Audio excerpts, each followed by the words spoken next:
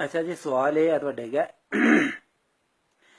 आपकी अम्मी के भाई का बिनोई आपका क्या लगा? यार मैं अगे भी यही गल दस बैठना वा, इतना लंबा सवाल मेरे समझ नहीं आता। कोई थोड़ा निक्का करो न छोटा करो फिर पल्ले और पड़ेगी। छोटा यार बिल्कुल छोटा है। आपकी अम्मी हम्म, के भाई का बिनोई, बस भाई तक जाओ ना, अम्मी मामे के तक उसको अग्गा नहीं। अम्मी के भाई का बिनोई आपका क्या लगा? गल तो फिर फिट हो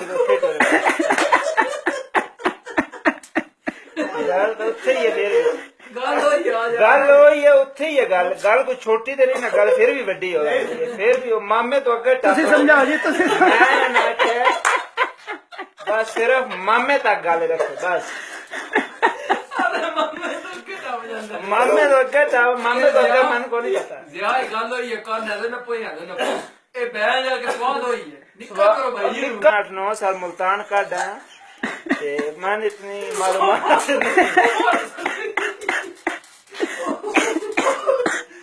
गर्मी बड़ी मुल्तान की तो गर्मी है, गर्मी वाकई है बड़ी। नहीं ये उस्ताद जी फिर टुर के फिर गल उत्थे ले यार तू मामे को क्यों अगे टपना? अच्छा तुसी ये गल दस दियो, मामे ਤੁਹਾਡੇ ਮਾਮੇ ਨਾਲ ਬਿਨੋਈ ਤੁਹਾਡਾ ਕੀ ਲੱਗਾ? मेरे मामे का बिनोई आ सिर्फ मामे का पूछो, मामा मामा। अच्छा चलो ठीक है, मामे ਨਾਲ ਬਿਨੋਈ ਤੁਹਾਡਾ ਕੀ ਲੱਗਾ? गल तो फिर भी हो ये ना, मामे तो टप गए ना फिर भी। ਉਹ ਮਾਮੇ ਨਾਲ ਬਿਨੋਈ ਤੁਹਾਡਾ ਕੀ ਲੱਗਾ? मामे तो टकरे ही नहीं ना उस्ताद जी। सिर्फ यही समझो कि तेरी अम्मा का भरा के लगता मामा, बस उस तो अगर ਮਾਮਾ ਤਾਂ ਮਾਮੇ ਨਾਲ ਬਿਨੋਈ ਤੁਹਾਡਾ ਕੀ ਲੱਗਾ? फिर गल वड्डी हो जाती है, गल फिर होगी। भाई जी गल वड्डी करदे ने, आवे मामे तो अगे टप जांदे ते। ये मामे तो अगे टप जाते हैं उस्ताद जी, ऐसा मसला है। भाई गल वे कित्थों दी कित्थे जा रहा है। मामे तक ਚਾ ਮਾਮੇ ਤੱਕ ਗਈ। ਤੁਹਾਡੀ ਅੰਮੀ ਨਾਲ ਭਰਾ ਤੁਹਾਡਾ मामा ਤਾਂ ਮਾਮੇ ਨਾਲ ਬਿਨੋਈ ਕਿਆ ਲੱਗਾ ਤੁਹਾਡਾ? गल तो फिर उत्थे ही आ गई। गल तो फिर उत्थे ही आ गई, मामे का बिनोई क्या लगदा है?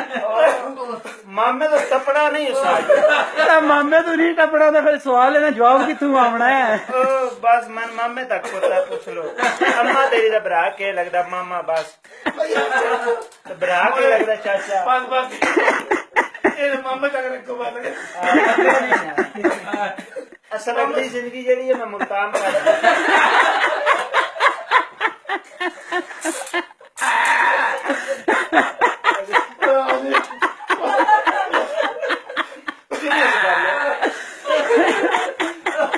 असल जेड़ी उम्र दी जाग रिश्तेदारां दा पता लगना है, ओ मैं